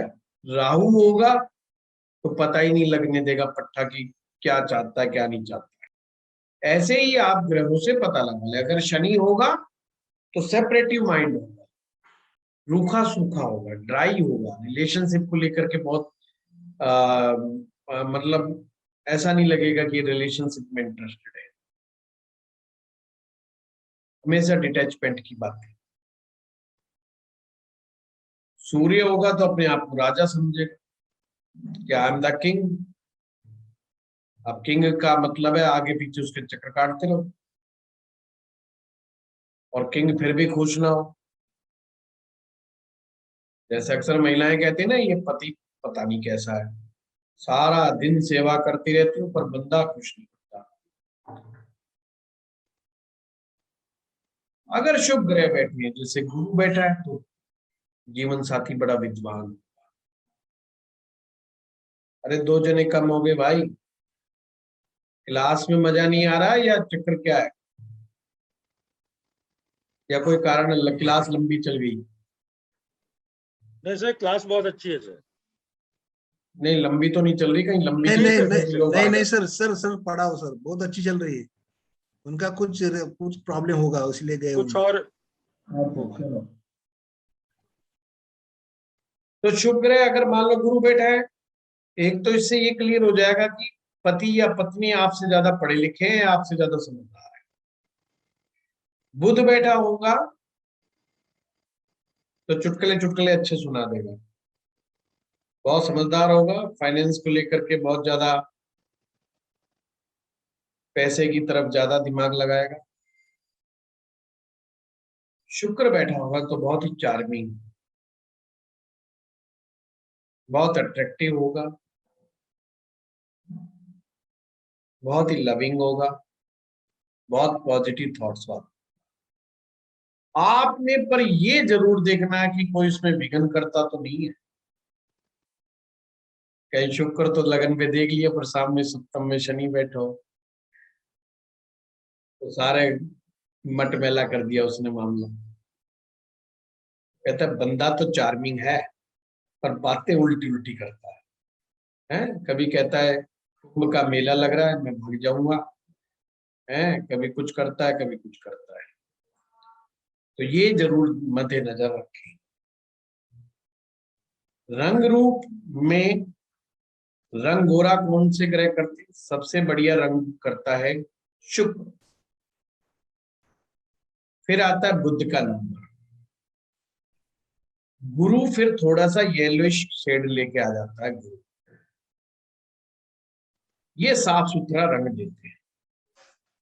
मंगल हल्का सा लालिमा कलर देता है, थोड़ा सा रंग डाउन कर देता है, बट एथलेटिक लुक देता है। एथलेटिक लुक का मतलब समझ ना मोटा करता ना पतला करता, मोटा पतला नहीं करता, बिल्कुल एक सही शेप रखता है। इसी तरीके से शनि अगर होगा तो रंग को थोड़ा सांवला कर देगा और पतला दुबला चेहरा शरीर। तो इस तरह आप ग्रहों को लगा लगा करके सर केतु और मून होगा तो केतु फर्स्ट रंग का हाउस में पता ही नहीं लगने देता। सर्दी में वो कभी गोरा हो जाता है, गर्मी में काला हो जाता है। फिर उसको बड़ा यकीन रहता है फेयर एंड लवली पर, जबकि फेयर एंड लवली खुद मानती है कि हम किसी को रंगोरा नहीं कर सकते, पर उसको लगता है कि रंग क्रीम लगाने से रंगोरा होता है। कहने का मतलब मौसम के हिसाब से थोड़ी थोड़ी शेड्स बदलता है वो। ठीक है, सर फर्स्ट हाउस में केतु रहेगा, जैसा जुपिटर रहेगा तो फर्स्ट अच्छा हाउस रहेगा। में अगर केतु रहता है तो थोड़ा एक्सट्रीमिस्ट टाइप का होता है, यानी किसी काम में जुट गया तो फिर जुटा रहेगा, उसको फिर समझाए जाओ मानता नहीं, फिर उसके दिमाग में जो बैठ गई सो बैठ गई। ठीक है, तो ये पहला चैप्टर है कि जिससे जीवन साथी के नेचर का पता लगता है। अब जीवन साथी की ग्रोथ कैसी है लाइफ में, क्या कुछ करे धरेगा भी नहीं, मेहनती होगा कि नहीं, तो ऐसे में लगन के लॉर्ड को देख लो। लगन का लॉर्ड जहां पर जाकर के जिस हाउस में बैठे वह उसी से संबंधित गुणों को ज्यादा ले लेता है। जैसे अगर छठे में चला गया तो लड़ाई झगड़ा बहुत करेगा, बात बात पर लड़ाई झगड़ा, बात बात पर लड़ाई झगड़ा, मौका चाहिए बस उसको, ये कप यहाँ क्यों रखा, वैसे मेरा नहीं है मैं बता दूं। तो कल मैं और भंडारी साहब बात कर रहे थे, मैंने कहा, तो मैंने फोन पे बात करते करते कहा ये लेके आओ, तो उन्होंने कहा राजाओं की तरह बोलते हो, मैंने कहा मेरी चलती है।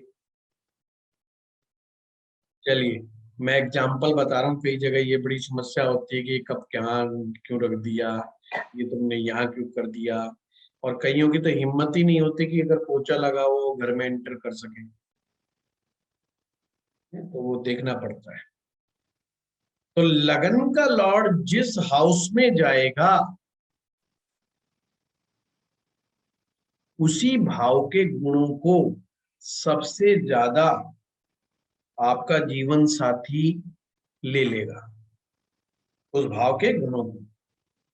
तो सिम मान लीजिए वो पंचम में चला गया तो बहुत लविंग होगा, हमेशा उसके दिमाग में रोमांस ही सूझता रहेगा, बहुत रोमांटिक होगा, मूवीज लेके जाएगा घुमाने फिराने, या मूवीज का शौकीन होगा, गानों का शौकीन होगा, आपको डांस करके दिखाएगा, मतलब बढ़िया बढ़िया सज धज के दिखाएगा, मतलब उस तरीके से। दसम में चला गया तो बस फिर तो बंटा डार है, सिर्फ अपने काम में लगा रहेगा। Success success success. हाँ पति है तो ठीक ठाक है, पत्नी है तो फिर वो काम में ही लगी रहेगी अपने घर में, उसके लिए सफलता यही होगी बस। ठीक है, अगर वो कामकाजी महिला है तो वेरी गुड, वो अपने काम में बहुत अच्छा काम करेगी, बहुत सक्सेसफुल रहेगी। तो आप D9 से पता लगा सकते हो उस लगन के लॉर्ड कहाँ बैठा है, कौन देखता है, कहाँ पर बैठा हुआ, उसी से पता लगा सकते हो कि आपका जीवन साथी का नेचर क्या है, उसका करेक्टर क्या है, उसकी हिसाब किताब क्या है। अब कई लोग जानना चाहते हैं कि करेक्टर, करेक्टर की कोई खास डेफिनेशन नहीं है, हर आदमी ने करेक्टर की एक अलग अलग डेफिनेशन बुन रखी है। अब जैसे हमारे यहाँ तो कह देंगे एक को शायद एक पति के अलावा दूसरा अगर पति कर लिया या पत्नी कर ली तो उसे हम करेक्टरलेस की श्रेणी में डाल देते हैं due to the Hindu astrology. और अगर हम अमेरिका या इंग्लैंड और उधर चले जाएंगे तो वहां ये थोड़ी मान्यता कमजोर पड़ जाती है। फिर भी हिंदू एस्ट्रोलॉजी के अकॉर्डिंग करेक्टर को हम 3 ग्रहों से देखते हैं। पहला है sun, first is sun Surya, second is Jupiter and third is lagna lord. अब लगना लॉर्ड कौन सा, जो आपने लगन बना रखा है, ये ध्यान रखना। अगर वो अच्छा है, वो मजबूत है, और जो कुंडली आपने बनाई है तो सूर्य को जज करो, जो कुंडली आपने बनाई है उसकी स्ट्रेंथ क्या है। जुपिटर को जज करो, उसकी स्ट्रेंथ क्या है।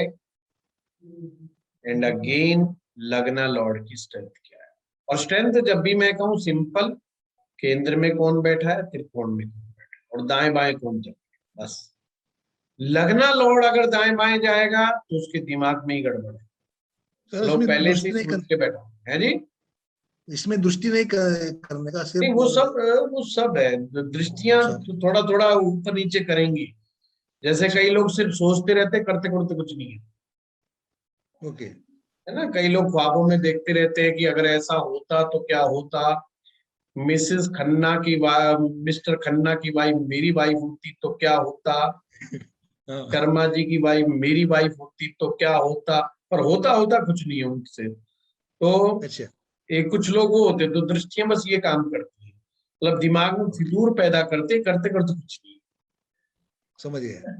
कई लोग कहते हैं ना कि यार कमाल है, अगर मुसलमान होते तो हम भी मरने के बाद 72 हूरों के पास जाते हैं, और हम भी 4 शादी काश कर पाते।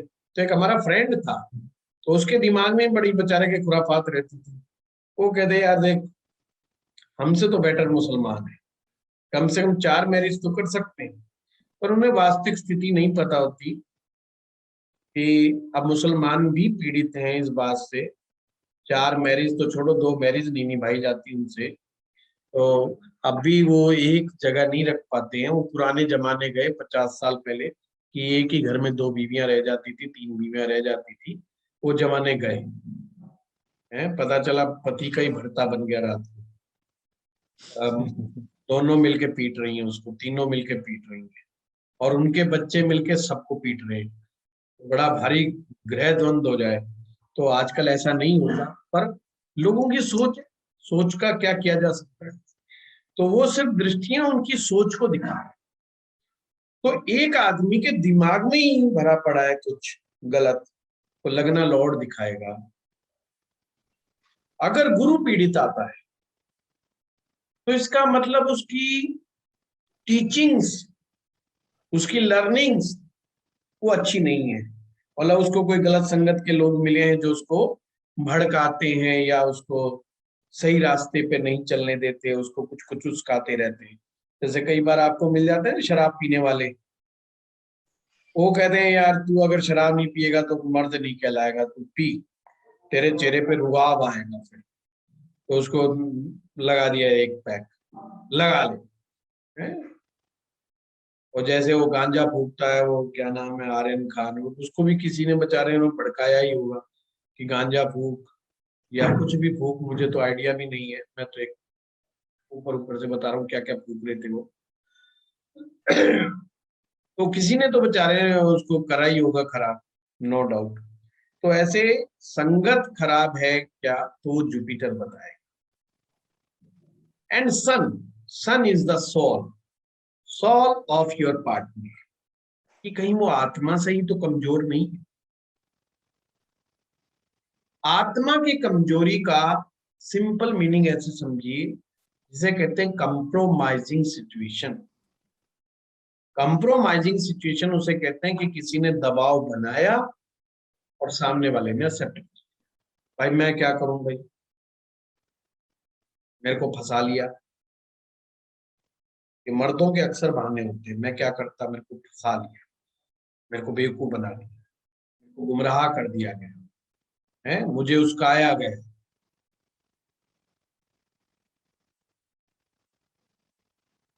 या महिलाएं भी कह देती जी हमें बरगला लिया गया।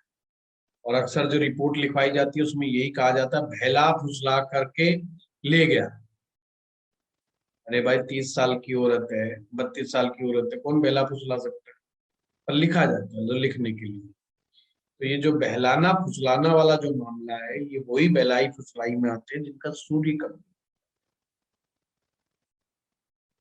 तो ये सिर्फ मैंने पहली बात की, करेक्टर के मायने सबके अलग अलग है, नंबर 1 बात। Number 2, according to Hindu astrology अगर आपने करेक्टर को जज करना है तो ये 3 पॉइंटों से आप जज कर सकते हैं। और किसी के गड़बड़ आए तो भैया कोई हल्ला उल्ला मत करना, भगवान से प्रार्थना करो, क्योंकि कुंडली आप ही की है। जीवन साथी कहीं और से नहीं आया, आप ही की कुंडली से आया है, कसूर आप ही का है। पिछले जन्म में उल्टे सीधे कर्म करके आए थे। हाँ, तो ये मत समझ लेना कि जीवन साथी में गड़बड़ है। कई बार हमें ना दूसरों पर दोष देते, दूसरे पे दोष नहीं देते, सब कुछ आप ही का किया करा है।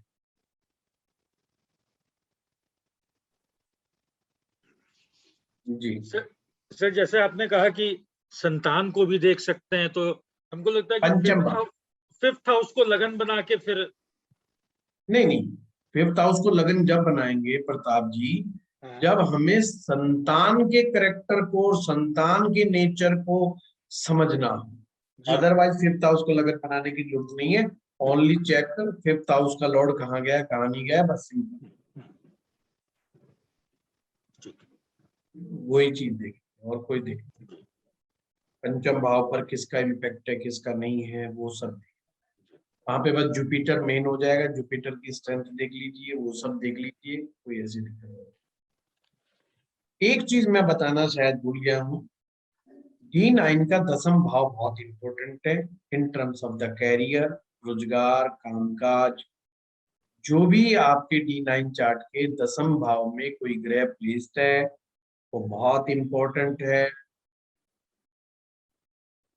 उससे संबंधित या वो उसकी दशा में आपको काम काज में बड़ी सफलता मिलेगी। प्लेस नहीं है तो वो कुंडली का वो लॉर्ड रहेगा ना 10वां भाव का। Okay okay sir. ये मोटा मोटा सिद्धांत है। एक्यूरेसी के लिए जाने के लिए दसमांशा कुंडली को सीखना जरूरी है। मैं सोच रहा हूँ मैं दसमांशा कुंडली करवाऊं। अब देखते हैं, मेरे कोर्स है ना सारे प्रभु इच्छा पे होते हैं। मेरी चलती चुलती तो है नहीं एस्ट्रो पाठशाला में इतनी, जितनी लोगों मैच को में सर मैच मेकिंग कभी चलेगा आपका? है मैच मेकिंग का कभी चलेगा? मैं तो अभी चलाऊंगा दिवाली के बाद। हाँ वही मैच मेकिंग में मुझे लेना है आपसे। हाँ फिर चुटकले चुटकले बहुत आएंगे विजय जी, ये ध्यान रखना। सर अष्टक वर्ग और नक्षत्र करना है सर। अष्टक वर्ग नक्षत्र जी एक्चुअली में अष्टक वर्ग मैंने तो खैर करवाया है। आज हम नक्षत्र एस्ट्रोलॉजी का कोर्स शुरू कर सकते हैं। सर तो बहुत ज्यादा यस बोलते हैं अभी से ही। हाँ नहीं, मैं अभी मैच मेकिंग का करूंगा। मैच मेकिंग का बहुत लंबे समय से पेंडिंग पड़ा हुआ है। हाँ बहुत लंबे समय से पेंडिंग हुआ। तो उसको लेकर के मैं देखूंगा। मैच मेकिंग का पत्री पत्री बहुत आता है। हाँ, वो जो मैच मेकिंग कैसे करना है और हनुमानचा चार्ट उसी के अंदर वो इन्वॉल्व हो जाएगा, सारा डिटेलिंग हो जाएगी उसके अंदर। हाँ सर। ये चीज है। और कोई क्वेश्चन? प्रताप सर आप इतने अच्छे से समझाते हैं और हर किसी की क्वारी इतने अच्छे से लेते हैं, हर किसी को इतना समय देते हैं। आपने कोर्स को कोरिलेट नहीं किया, हर किसी की भावनाओं को कोरिलेट किया, ये सबसे बड़ा प्रसाद है हम लोगों के लिए। बहुत बहुत धन्यवाद। सर मैं सच बता रही हूँ, मैंने जब ज्वाइनिंग ली थी इस कोर्स में, मुझे ABCD नहीं आती थी, मुझे नहीं पता था कि क्या होता है। मैंने सीधे आर्ट ऑफ प्रोडक्शन में एडमिशन लिया था। जब मैंने फर्स्ट क्लास ज्वाइन की तो मेरे सर से ऊपर से उतर रही थी। मैं धन्यवाद करूंगी आशुतोष जी का, जिन्होंने मुझे बहुत धीरज दिलवाया और कहा मैम आप 2 दिन बस अटेंड करिए मेरे कहने से और सर आपको पूरा गाइड करेंगे। फिर सेकंड डे से प्रताप सर ने मुझे पूरा गाइड किया और उसके बाद आपने सर, तो मैं तहे दिल से धन्यवाद करती हूँ आप तीनों का कि आप लोगों की वजह से मैं इस फील्ड में आज थोड़ा बहुत भी सीख पाई हूँ। लक्ष्मी जी मैं आपको बताऊं, एस्ट्रो पाठशाला पर जिसने भी यकीन किया है, एस्ट्रो पाठशाला ने उसको निराश नहीं किया है। सबसे ज्यादा कम फीस में बेस्ट से बेस्ट क्वालिटी। हमारी क्वालिटी बड़े बड़े इंस्टीट्यूट से भी अपर साइड में है, ये लोगों को शायद नहीं पता होता है। और जब लोग इधर उधर धक्के खाए आते हैं तो वो पर अब उनके पास कुछ होता भी नहीं है कहने सुनने के लिए सिवाय पछताने के। तो बस ये है कि हम बेस्ट से बेस्ट क्वालिटी का हैं सर बिना और हमारे बेसिक की टीचर बिना बेसिक की जानकारी के आप लोगों ने मुझे इतने अच्छे से समझाया, इसके लिए सर मेरे पास शब्द नहीं है। बहुत बढ़िया, थैंक यू लक्ष्मी जी। किसी का और कोई डाउट, कोई कुछ कहना चाहता है, बोलना चाहता है? हमारे सारे टीचर लक्ष्मी जी बहुत ही अच्छे हैं। सर नो बहुत डाउट। चलिए, मुझे लगता है आप लोगों के कोई डाउट नहीं बचे और आपको बहुत बहुत साधुवाद, आपने बहुत बहुत मुबारकबाद कि आपने एक अच्छी जर्नी कंप्लीट की है और नई यात्रा की तरफ आप अग्रसर हैं। और प्रताप जी का भी बहुत बहुत धन्यवाद कि प्रताप जी ने अपने स्टूडेंट्स को ओवर सेटिस्फाई किया बहुत और अच्छी है। बहुत ही अच्छा ये क्लास ली। जैसा कि मुझे आप पहले से ही भरोसा था कि हमारे प्रताप जी जो हैं पहले से ही टेस्टेड टीचर हैं, मतलब पहले से ही हम जानते हैं कि बहुत ही अच्छी क्वालिटी के टीचर हैं। और आप लोगों के मैं संदेश पढ़ता रहता हूँ, आप जो लिखते हैं तो वो तो कमाल के हैं प्रताप जी। प्रताप जी आपका भी बहुत बहुत धन्यवाद। और फिर आप मिलिए प्रताप जी के नए कोर्स में लग्नाध्याय के साथ, और जो लोग और भी ज्वाइन करना चाहते हैं उनको भी बताइए। लग्नाध्याय एक प्रकार से 0 से स्टार्ट होकर के और एंड तक चलेगा, मतलब एक प्रकार का एक कंप्लीट एस्ट्रोलॉजी कोर्स की तरह है, जिसमें मेष लगन से लेकर के मीन लगन तक की पूरी यात्रा है, कंप्लीट यात्रा है। और हर लगन को बहुत डिटेल से समझाया जाएगा, ये बहुत बड़ी बात है। ये प्रताप जी ने जो जिम्मेदारी ली है, जैसे आपके आर्ट ऑफ प्रेडिक्शंस में बहुत अच्छे से बखूबी ये जिम्मेदारी निभाई है, तो उसी प्रकार से ये उस जिम्मेदारी को भी निभाएंगे। ठीक है, थैंक यू, आप सभी का बहुत बहुत धन्यवाद। फिर से मिलते हैं, आज की क्लास के बारे में जरूर। नमस्कार सर, धन्यवाद। नमस्कार। धन्यवाद नमस्कार सभी लोगों को। और कोई भी डाउट हो, किसी तरह का डाउट हो, हम लोग ग्रुप में, ये ग्रुप बना हुआ है, हमेशा बना रहेगा, ग्रुप में डाल सकते हैं। हाँ, मैं उसको सॉल्व करूंगा, मुझसे नहीं होगा तो सर उसको देखेंगे, सर सॉल्व करेंगे। और बीच में अगर ऐसा कुछ होगा तो हम लोग जूम पे मिल भी सकते हैं और किसी दिन चर्चा भी कर सकते हैं। ठीक है, ठीक, बहुत बहुत धन्यवाद। नमस्कार, धन्यवाद। Thank you sir, thank you sir.